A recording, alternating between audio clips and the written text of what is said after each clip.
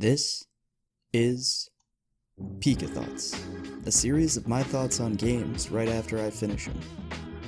And today we're getting down on Bethesda and id Software's Rage 2.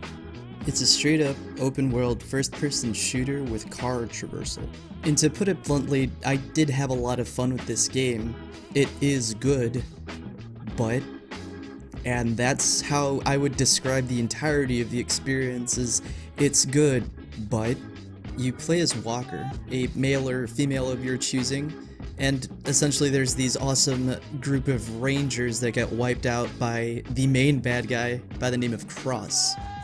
I think her name is Prowley or whatever. She's like your adoptive mother, and just a bunch of unfortunate stuff happens and you pick up a dead ranger's armor. From that point on, you the protagonist, and yeah, it's pretty badass.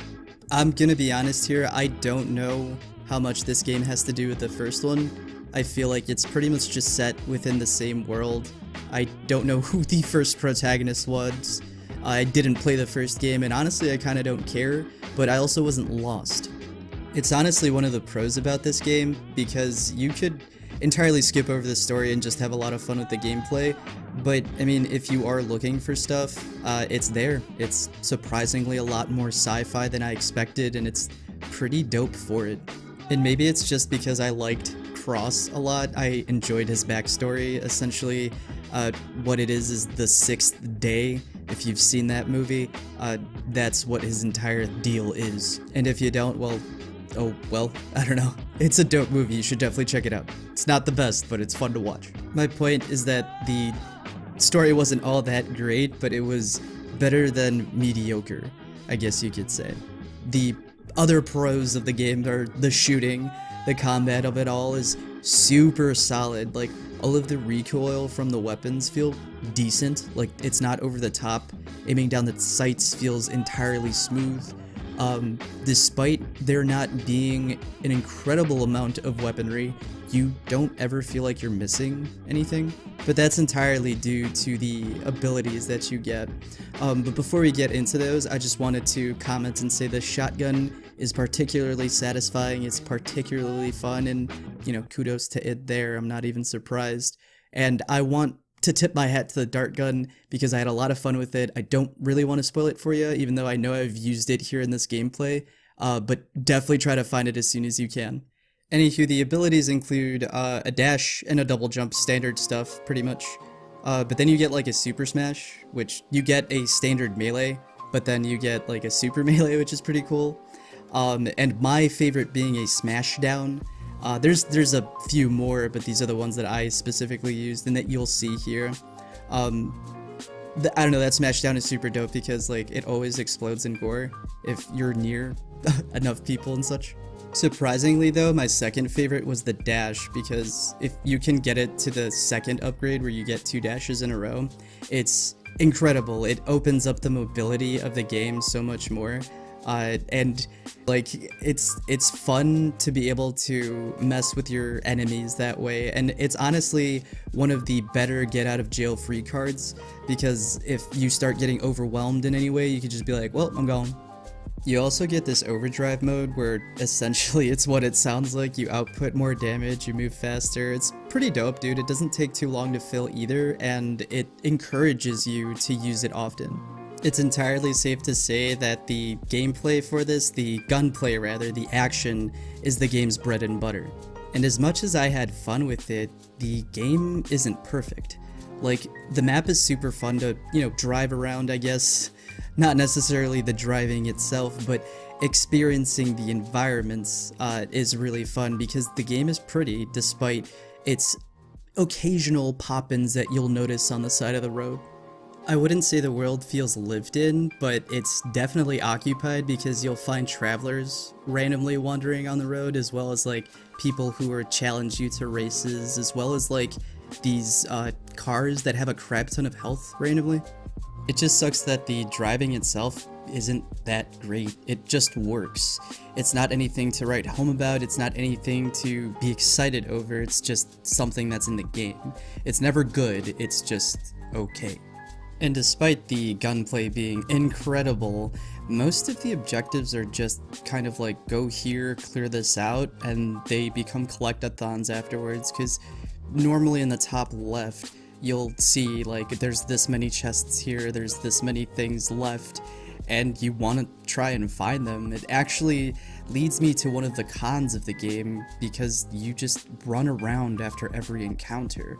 It's cool to, mess people up. It's fun to drive up and run up on people and, bash their brains in or explode their brains type deal, but afterwards you're left running for a few minutes and it's kind of annoying. It's very noticeable, and the game is aware of it, because there's this ability that you can unlock where you can find whatever chests or collectibles a lot faster. There's like a radar for it. It should have just been a base ability. That's not something that you should upgrade to. There's however many skill trees, which normally would be inviting, but due to the fact that there's different points for different skill trees, as well as currency in order to progress in those skill trees, it kind of gets annoying. Fortunately though, if you just follow the story, you'll get enough of these materials and such to upgrade accordingly. It just sucks that combined with the driving, you don't really want to go and explore. You don't really want to go and get more items. And other vehicles as well.